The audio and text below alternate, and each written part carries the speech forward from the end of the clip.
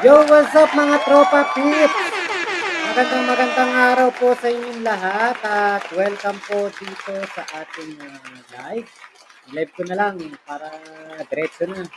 So, ngayon po, dito sa ating live stream na ito, pag-uusapan po natin yung patungkol po dito sa nangyaring press conference ni PBBM kanina po, mga alas 3 ng hapon, patungkol po sa pagtatalaga kay Ralph Recto bilang Finance Secretary. Ngayon po, para maalala nyo lang po, noong panahon po ng eleksyon ay si Senator Ralph Recto po, ang sinuportahan po niya sa pagka-presidente, if I'm not mistaken, kasi nakita ko talaga yan, napanood ko talaga yan, ay si Yorme Isko Moreno. At meron pa nga pong napakalaking grand rally doon sa Batangas, na kung saan ay pumunta po doon si Yorme Isko Moreno.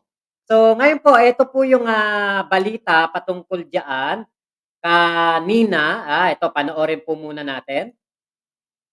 Kumpirmado na kagabi, January 11, ang pagkakatalaga kay Batangas 6th District Representative Ralph Recto bilang bagong kalihim ng Department of Finance. Ayon kay Presidential Communications Office Secretary Cheloy Garafil, ngayong araw na isasagawa ang panunumpa ni Congressman Recto kay Pangulong Ferdinand Marcos Jr. bilang bagong kalihim ng Department of Finance at si Frederick Go bilang Special Assistant to the President for Investment and Economic Affairs. Si Recto ang magiging kapalit ni outgoing Finance Secretary Benjamin Jokno. Lumutang na noong nakaraang taon ang balitang papalitan ni Recto si Jokno bilang Finance Secretary nang sumama ito kay Pangulong Marcos sa Asia-Pacific Cooperation Summit noong Nobyembre. Ayun. So eto, meron kasing vlog etong si Bogong Lipuna na buminggo daw si Maharluka patungkol po dito sa pagtatalaga kay Ralph Recto bilang Finance Secretary at liligwakin daw si Jokno. Pero hindi naman po niligwak si Jokno kasi kapag sinabing niligwak, tinapon or tinanggal. Hindi naman po etong si Jokno nga po ay inoperan pa na makasali o makasama sa Maharlika Investment Fund ni PBBM pero tinanggihan nga daw po niya ito dahil hindi daw po ito ang kanyang forte, kaya siya ay babalik doon po sa sa ating ano pangalan nun, nakalimutan ko yung sa Bangko Sentral ng Pilipinas kung tama yung aking pagkakaintindi. So, eto po'y matagal ng bulong-bulungan, matagal na pong nakikita ito ng mga tao na si Ralph Recto po ay posibleng mapalitan si Benjamin Jokno. So, yung kay Maharluka na yon, hinipe lang niya at kumbaga parang sinabi lang niya na siya ay alam niya yung mangyayari, pero ang totoo po, ito po ay last year pa talaga naman mangyayari ito. So, ito po ay hindi dahil sa nalaman ni Maharluka ay gano'n na po kaagad ang nangyari. So ngayon po, ito po yung pahayag ni PBBM patungkol po dito sa pagkaka-appoint ni Ralph Recto, Congressman Ralph Recto. Ate Emeline Ebona, 'di ba? Ayan, tandang-tanda mo 'yan. Talagang si Ralph Recto po ay talagang sumuporta kay Yorme Isko Moreno. Makmak sa tingin ko lahat ng qualifications nandun na kay Recto bilang Finance Secretary. Ayan. Nag-announce na si Ate B, o di ba? Actually, sa totoo lang po, mamaya meron tayong reaction pagkatapos ng sasabihin na ito ni PBBM. Panoorin po muna natin. Panoorin po muna natin itong pahayag ni PBBM patungkol po dito. Okay.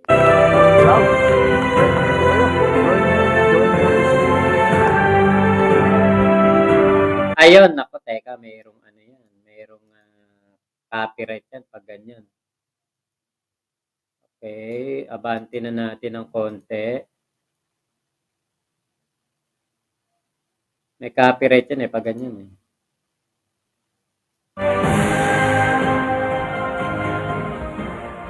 Ayan. Good afternoon. Oh, please proceed.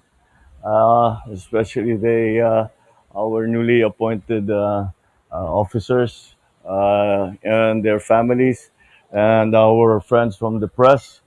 Ladies and gentlemen, it is with a great deal of pleasure that I announce two extremely important appointments that will impact the economic landscape of what we are aspiring for, Bagong Pilipinas. So let me, first of all, since it is a new position, introduce Secretary Frederick D. Go, has been appointed as Special Assistant to the President for Investment and Economic Affairs, and a gentleman that I do not think needs very much introduction, as he has been in public life since we were very young congressmen together. Secretary Ralph Recto for the Department of Finance. As I think any even a very perfunctory research will immediately show, both Secretary Go and Secretary Recto are distinguished leaders whose expertise, vision, and dedication will undoubtedly contribute to the prosperity of our country. But before I proceed any further, let me explain where we are now on the road to recovery and transformation in moving past the damages of the pandemic towards the progress that awaits us as a reward for our toils. Economic growth in the third quarter of 2023 is at 5.9%, surpassing expectations and silencing some of the doomsayers who were saying that we could not surpass the growth rate and the economic performance of our neighboring countries and other countries around the world. Inflation has retreated to within BSP's 2 to 4% target in December, providing much needed relief to our consumers. Joblessness has gone to its lowest level in 18 years as economic expansion has harnessed the talents of the upskilled, the newly skilled, and the reskilled amongst our workforce. Meanwhile, the fiscal deficit and public debt are waning to within our targets at a faster than expected pace. While the future looks bright, dark clouds still gather on the horizon, unleashing headwinds that will temper, maybe even damage or trample our optimistic outlook. Abroad, escalating geopolitical tensions could dampen global trade, tighten global financing, as well as trigger fuel and food shocks that could tow inflation back up. And that is why we are watching it very, very closely and have some very well thought out options should that occur. Here at home, as we have been warning, there is the distinct possibility of the beginnings of El Nino for starting now and extending until the end of the first quarter, or perhaps even extending into the second quarter. So whatever harm it can cause, we have to cushion the impact with timely and targeted interventions so that food prices will not surge as a result of farm outputs falling short. The challenge before all of us then is not just to grow the economy, but to make sure that such growth is felt by our people of all parts of society. The dividends of economic growth must not just manifest in raised family incomes, but in the improvement in our infrastructure, in our healthcare systems, our educational systems. So, in these endeavors, we depend upon the sound advice of our new Secretary of Investment and Economic Affairs in the person of Mr. Frederick Go. Secretary Go brings a wealth of experience that he has gained for more than 3 decades in the private sector. I have long used his very sterling advice even before the election and his capabilities, given that he has held positions in our country's biggest corporations. If there's one thing about, we recur to him, you now become sec dec. It is, if there is one thing that is admirable about our new secretary, Secretary Go, is that despite him being comfortable in his own life, he knows he can still make a difference to our country. I trust that his fruitful years across many ventures have sharpened his acumen for the next big opportunity. He will be at the forefront when we take that leap towards economic growth. He has a vision of innovation, and Secretary Go will help us create an environment that will not just draw in investment, but realize them, ushering in an era of unprecedented growth across industries. As the SAPEA is the, apparently is what your office is going to be referred to. He will ensure the effective integration and implementation of various investment and economic policies of the government. Joining him in our economic team is the new Secretary of Finance, Mr. Ralph Recto. But before I go on to talk about Secretary Ralph, the reason that DECGO was chosen for this particular position is that all of you who have been traveling with me have heard from me often how that we are not satisfied just with the signing and the presentation of MOUs and LOIs. And in our discussions, I always said we have to make these real. And because many of these investments are going to be fully in the private sector, they can be PPPs, they can be joint ventures. Maharlika Investment Fund might also be involved. So his expertise lies exactly there in creating an environment that is interchangeable between government and the private sector so as to be able to make these investments real, to make them profitable, and to make them be felt in the everyday lives of ordinary Filipinos. And I have great confidence in his abilities in that regard, simply by looking at his record and seeing the great strides that he has made with all of the different private sector groups that he has been involved with.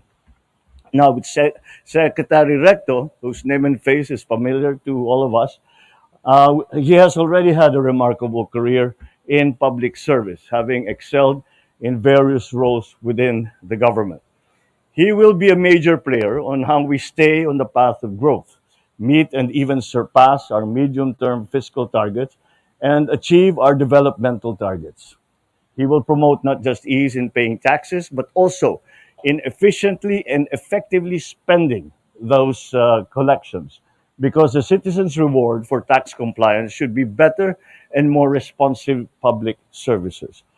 He will continue to help devise strategies that will tame inflation through a basket of responses, ranging from plugging supply gaps to injecting non monetary measures so that prices will be stable. I am certain that he will be championing reforms, leverage his influence in both houses of Congress into passing bills that accelerate growth, draw in investments, and create better jobs while raising funds that will be invested back for human and physical capital formation.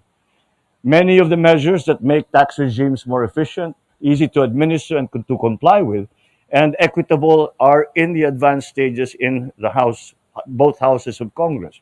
The proverbial low hanging fruit, which can be picked by the towering stature of these two gentlemen here. I also have asked him to be at the forefront of our anti smuggling drive, pursue tax cheats, starting with the habitual ones who have raised tax evasion not just into an art, but into a business. And when the seductive call of populism beckons, I am sure that Secretary Recto will counsel us on the merits of fiscal discipline, to remind us of the price tag of dreams, and to stick to the kind of stewardship that bequeaths no huge generational debt for our children. Secretary Ralph and I both entered the House of Representatives in 1992. He beat me by a few months at being the Benjamin of the House in 1992. After 15 years, we were reunited in the Senate. still displaying his vintage virtue of being fastidious with the examination of appropriations of the national budget, of revenue and economic numbers. Ask any senator who has worked with him, and I will be the first one to attest to this. We will tell you that his plenary interpolation or interrogation borders on the he enters into the detail, and it is a brave senator or congressman now who will rise to be interpolate Senator, now Secretary Ralph Recto, because you do not rise unless you are very well prepared, because he is always very well prepared. His work in the legislature um, is done in a manner that does not generate heat but light. He finds a way through the problems that we see, not to show off or not to cause problems, but to make bills better and to make the function of government more efficient and more equitable. He, we have always suspected that he sleeps under his pillow with the General Appropriations Act under his pillow, and he treats the tax code as leisurely reading, and his copy of the budget and expenditures and sources of financing is probably the most dog-eared book in his house. And any new finance secretary stands on the mighty shoulders of his predecessors, and Secretary Recto is no exception. And we cannot finish this event here this afternoon without a very heartfelt uh, and warm wishes and gratitude to Secretary Ben Jokno for the services that he has given to the Department of Finance in his time as Department of Finance. As you may remember, he was the governor of the BSP when I first came into office, and he was due to retire middle of last year.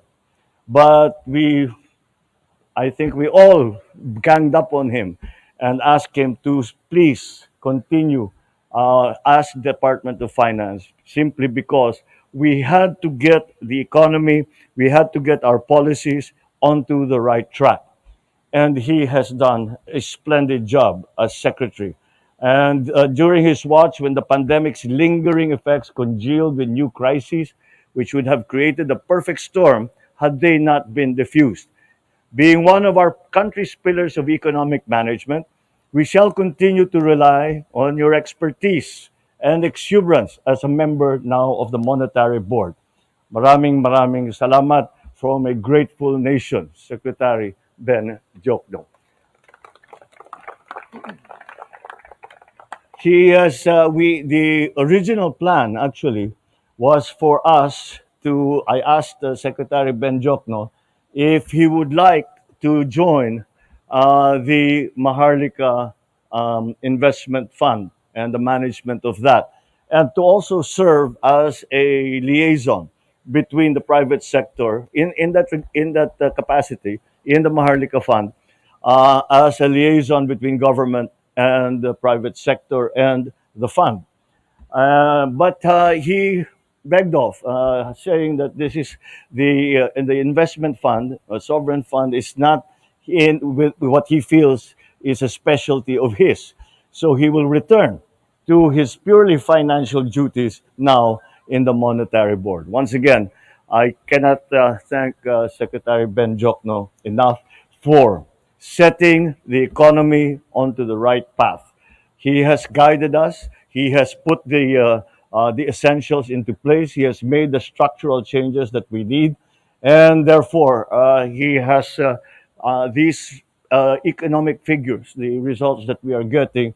A lot of that can certainly be attributable to the work that he did as Department of Finance Secretary. And what makes me happier is that this changing of the guard in the government's most important outpost is between Batangueños, scions of illustrious Filipinos, patriots, and professionals like their grandfathers. And I have saved the best for last. I would like to welcome back to Malacanang the talented and elegant Vilma, who has you know why I say that she has I say that she has returned to Malacanang. If you remember, si Ate V, siyang gumaganap kay Aimee sa mga sine.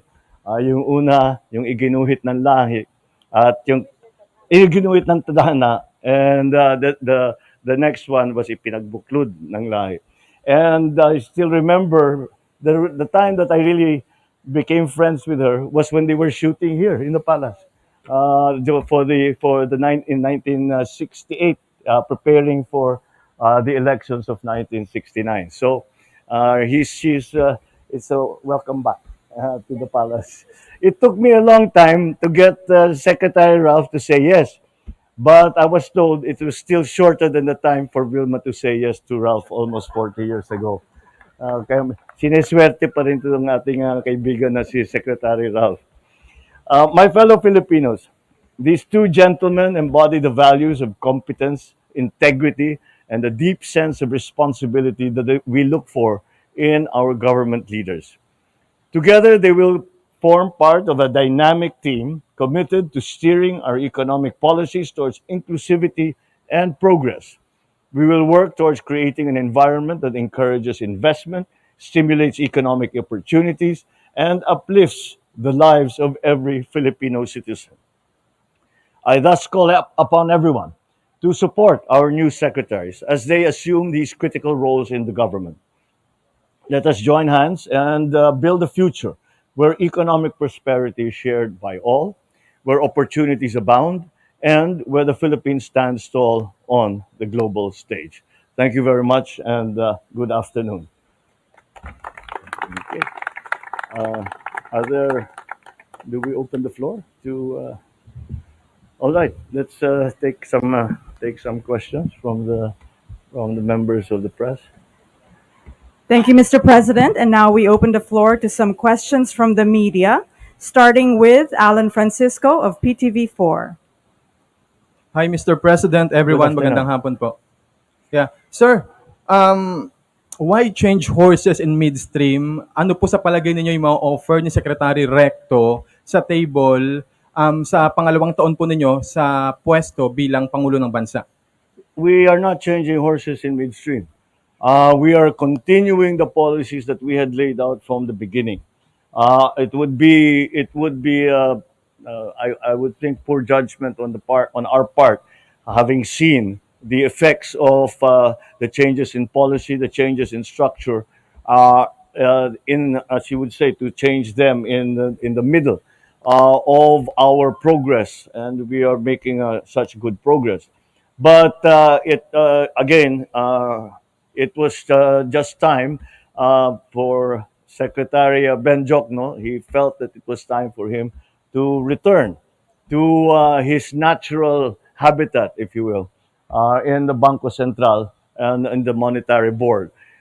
In terms of what Secretary Ralph has to offer, I think there is no need to enumerate that. His experience as NEDA head and his experience in the legislature.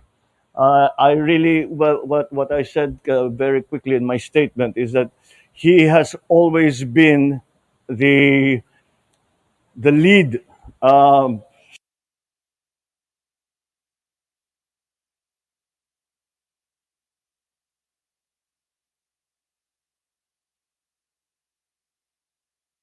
Ayun, wala pala akong mic. Natapos na po yung balita na maliwanag naman po diyan ang mga dahilan kung bakit tinalaga si Ralph Recto as Finance Secretary kapalit ni Ben Jokno. Si Ben Jokno po ay babalik na sa BSP, Bangko Sentral or Monetary Board. Doon siya nababagay, doon ang kanyang expertise, kaya babalik siya doon. Tinanggihan niya yung sa Maharlika Investment Fund sana na trabaho.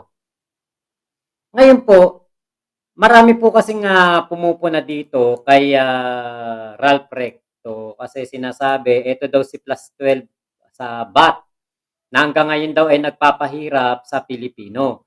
Actually, hindi naman po lahat ng ginagawa nitong mga taong ito ay nakakasama sa ating mga kababayan. Hindi po gano'n. Maaring yung mga kumokondena ayaw lang nila kay Ralph Recto, 'di ba? Meron pong mga nagsasabi dito, the father of bat in the Philippines. At meron din pong nagsasabi dito, bumalik si Mr. Batman, baka mag-increase bat from 12% to 15%. Lalo po tayong maghihirap niyan. Yung po kasing value added tax, yan yung nagiging pandagdag natin sa ating mga national budget, sa pondo ng ating gobyerno. So kapag nadagdagan ng pondo ng ating gobyerno, mas dadami ang mga proyekto na maibibigay ng gobyerno 'pag mas maraming pondo. Kung hindi po yan na constitutional or labag yan sa ating konstitusyon, hindi naman po siguro mangyayari iyang value added tax na yan. Tapos dilawan daw ang mga iniuupo.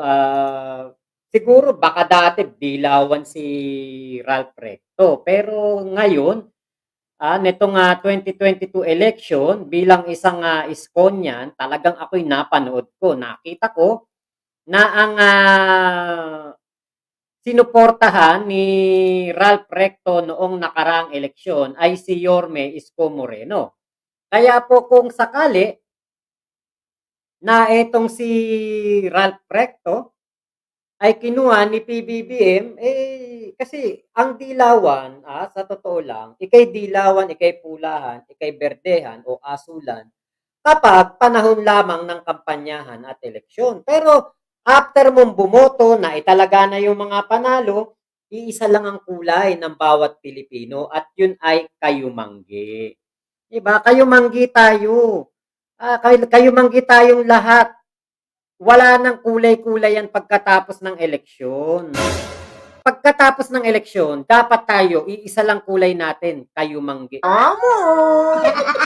Kahit ikaw Partido Federal ng Pilipinas, nasyonalista, liberal, kahit ano pa ang iyong maging kumbaga maging partido mo sa panahon ng kampanyahan. Pagkatapos ng eleksyon, dapat maging isa lang ang kulay mo, kayumanggi. Ang isipin mo palagi ay yung para sa taong bayan, para ka sa kapwa mo Pilipino at para ka sa iyong bansa. Hindi yung pagkatapos ng eleksyon, ang daming bitter, ang daming nagsisisihan, ang daming nagbabanatan. Yung iba, tapos na ng 2 taon ng eleksyon, 'di ba? Ang bibiter pa din. 'Di ba katulad nito, ito, tanong kanina ni Kuya KTV Pilipinas. Kapag daw ba si Yorme kinuha ni PBBM as isa sa mga sekretary ng ahensya ng gobyerno, ano ang aking masasabi, opinyon ko diyan?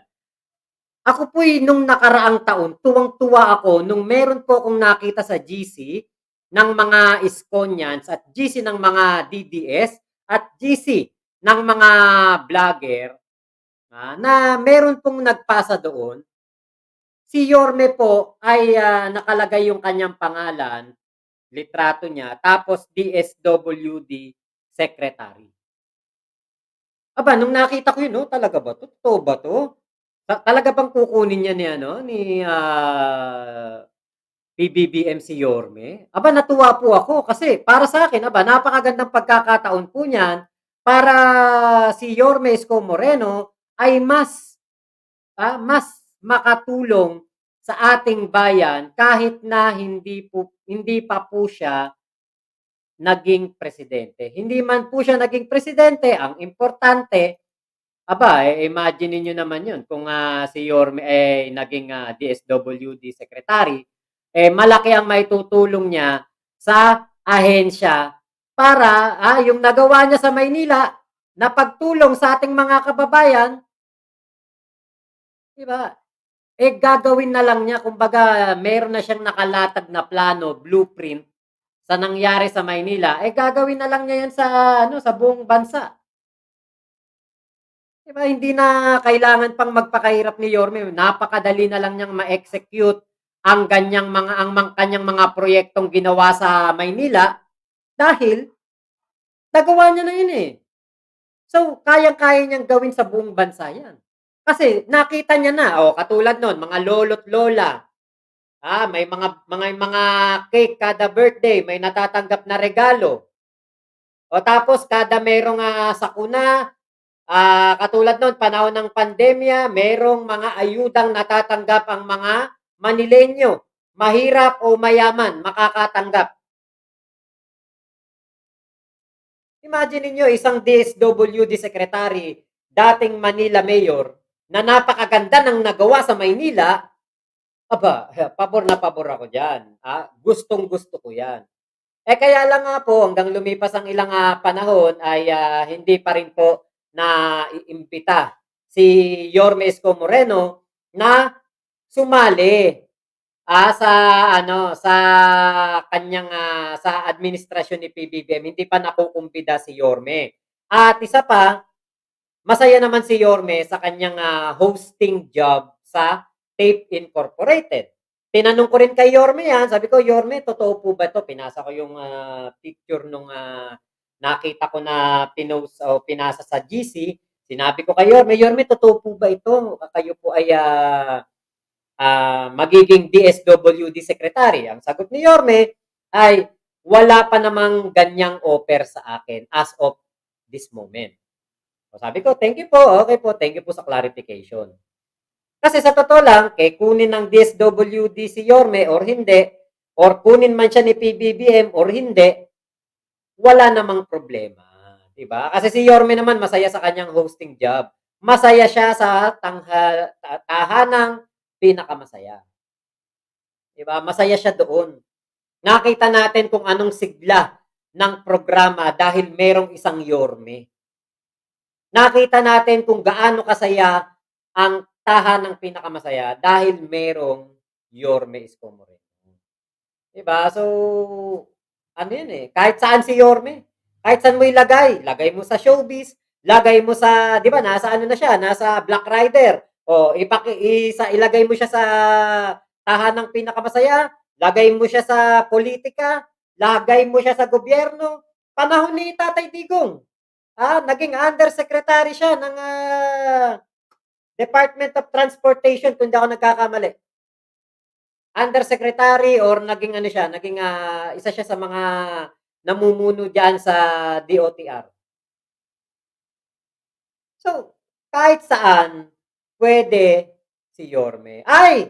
Hello po, Nanay Marmalade Pie! Shoutout sa'yo, Happy New Year! Naku, hindi ko na makita yung FB niyo po, paki-PM niyo naman ako para maano ko rin kayo, mabati ko kayo 'pag may mga special occasion, Ate Marmalade Pie. Napakahaba na po, napakalalim na po ng ano, ng, mga PM. Nag-aano na lang siya, nag-iikot-ikot na lang, naglo-loading na lang kaya hindi ko na nakikita ang inyong, yung inyong FB page dati.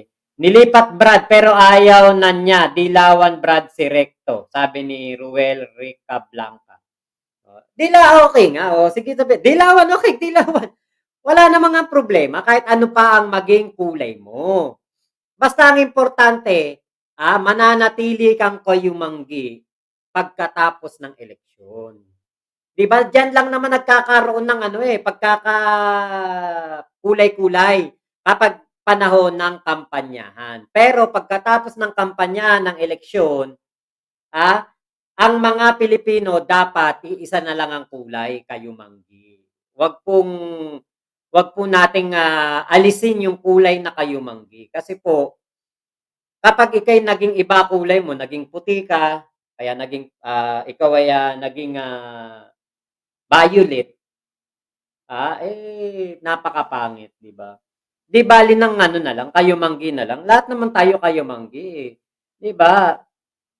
Dapat po tayo na maging, kumbaga maalab sa pagsuporta sa, kung sino man ang namumuno sa ating bansa. Dilawan 'yan, pulahan, berdehan, asulan, dapat po tayong sumuporta sa gobyerno, sa pamahalaan. Kasi kapag bumagsak po ang pamahalaan, maghihirap lahat tayong Pilipino.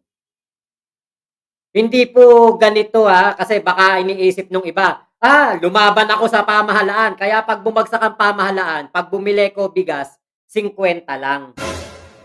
Yung mga sumama sa pagbagsak ng pamahalaan, ang bibilin nilang bigas, tig 100. Hindi po gano'n. Tayo pong mga Pilipino, iisa lang bansa natin, iisa gobyerno, iisa lang ang saligang batas. Kapag bumagsak ang ating pamahalaan, lahat po tayo apektado. Si PBBM, pinababa talaga sa pwesto, dinaan sa dahas, people power na naman, lahat po tayong Pilipino, babagsak din, magkakaproblema, bababa ang ating ekonomiya, babagsak ang kumbaga yung mga nasimulan ng mga nakaraang presidente, masisira na naman, mawawala sa momentum ang ating bansa. Kagagaling lamang natin sa pandemya. Napakabigat po na problema ng pandemya. Napakalaking pagsubok ng pandemya sa buong mundo, hindi lang sa Pilipinas. Kapag po tayo ay hindi makasurvive, hindi pa rin makaahon, tapos bababa pa si PBBM, magkakaroon ng kaguluhan sa gobyerno, kahit na sabihin natin ang papalit ay si VP Sara, mahirap po ang mga pangyayari. Hindi po, kunwari ngayong Biyernes bumaba si PBBM, pagdating ng Lunes, pasukan na naman ng gobyerno, araw ng Lunes na naman, di ba? Ay, magiging okay na ang lahat. Hindi po ganon kabilis ang transition period. Di ba? Josie, hindi natin alam yan. Mahirap gawa-gawa tayo ng mga opinion na walang supporting evidence. Yan ang pagkakalito ng mga tao dahil sa puro assumptions lang. Sabi ni Ate Lady Net. Bakit? Ano po ba yung sinabi? Ako kahit sino basta di ko rap kay anumang kulay. Okay lang naman yon. Tama, makma kahit saan nilagay si Yorme. Mga comment po. Ayan. So, yan po ay kung makita ninyo ko na nagbablog ng ganito, sumusuporta po ako sa ating presidente, huwag po kayong magagalit sa akin kasi po ako'y Pilipino, isa lang ang aking presidente, isa lang ang aking VP Vice President, 24 ang ating senador at 300 plus ang ating congressman. Lahat po yan kailangan nating suportahan kasi po kapag po nagkaroon ng kaguluhan, pagkakawatak-watak, naglakad na naman ng mga tao sa EDSA, lumabas at nagkaroon na naman ng mga rally, baka po yung anak ko hindi na po makabili ng 50 pesos na kilo ng bigas. Baka po after 20 years, yung anak ko, sisisihin ako, Daddy, bakit ganun? Nakisali ka pala sa gulo ng laban sa gobyerno noong panahon ng ikay nagbablog. Ngayon tuloy, ang binibili nating bigas, 100. Tigi isang cup lang tayo ng bigas ng kanin Nakasisihin ako ng anak ko. Daddy, dati pala nakigulo ka, nakisama ka sa mga anti-government. Ngayon yung kilo ng manok, 400. Bawal tayong magmanok ngayon, Daddy. Magtuyo ka muna. Sabi ko, paano naman yung ko? Siyempre, may sakit na ako noon. After 20 years na, paano naman yung high blood ko? Paano naman yung diabetes ko? Magtiis ka, Daddy. Nakigulo ka sa gobyerno nung vlogger ka Kahit naman sino sigurong tatay, ayaw mangyari yan. Diba? So, ilamang po, maraming salamat sa pagsama nyo dito sa ating vlog na ito. At wag na wag po ninyong kakalimutan pagdating ng 2025 election, kung sakali na maisipan po ni Yorme Isko Morenong kumandidato sa pagkasenador at ni Congressman Erwin Tulfo, wag po kayong magdalawang isip na bumoto sa ating Yorme. Kasi po, ang aking Yorme Isko Moreno subok na po sa Maynila at si Congressman Erwin Tulfo, alam natin ang kanyang kalidad ng serbisyo, ang kanyang public service at alam nating napakatapang nito sa pagbubunyag ng mga katarantaduhan sa gobyerno at alam natin na ito ay kapatid ni Idol Rapi Tulfo. Isipin nyo na lang po, 2 Tulfo sa Senado, ewan ko kung meron pang mangurakot niyan. So, yun lamang po. Maraming salamat sa pagsama nyo dito sa ating vlog na ito. Ingat po kayong lahat. Kita-kits po tayo mamayang alas 6, tahanang pinakamasaya. Kamali pa ako ng pindot. Tahanang pinakamasaya. Woo! Ayan, mamaya po yan, alas 6, i-re-replay natin. Thank you po. Elementarya, ako'y basurero. Noong ako'y high school, promoted ako, naging sidecar boy ako. So lahat ng kinikita ko, piyahit-piyahit kami ng nanay ko. In return of all those things, susukihan ko yun. Mabubuti ako sa trabaho. Lumaking mahirap dito sa tondo, nangarap at nagsikap sa magulong mundo. Lagi kong tanong kung kakayanin ko, walang mahirap kung ito ay ginusto mo. Hindi nagpa-apekto sa hirap na dinanas, para sa aking bayan ibibigay ang oras. Walang ibang layunin, maglilingkod ng tama para to sa ating bansa. Kaya siya'y anak ng tondo, nakita niya ang hirap ng mundo, handang maglingkod sa inyo. Bilis kilos, nandito na siya, Cisco Moreno. Naranasan niyong magutom, naranasan maghintay, naranasan niyong walang maibigay sa kanyang inay, naranasan mamasura, naranasan kutyain, naranasan magpidal kahit abutin ng dilim. Ramdam niya ang mahihirap kasi dun siya nagmula, ramdam niya ang kahirapan dito sa ating bansa, kaya hindi niya hahayaan na lalo tayong maghirap. Kaya sa paglilingkod, kitang kita mo ang sipag, ang laki ng pag